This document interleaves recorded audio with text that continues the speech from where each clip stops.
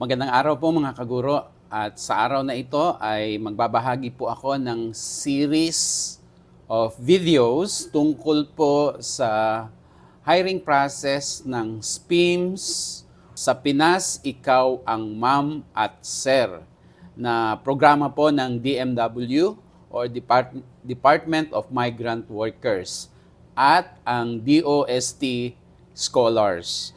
Hapon po ay nagkaroon ng national conference para po sa mga human resource management officers at kasama na po ang mga assistant schools division superintendent dahil sila po ang chairman ng hiring process ng HRMPSB sa bawat division po.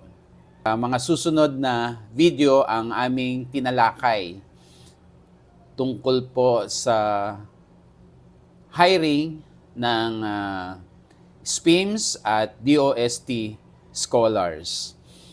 Ang una po ay sa taong ito, school year 2026-2027, ang lahat po ng beneficiaries o ng SPIMS at DOST Scholar ay binibigyan hanggang August 28, 2026 upang magpakita sa division office at isubmit ang kanilang sarili sa hiring process.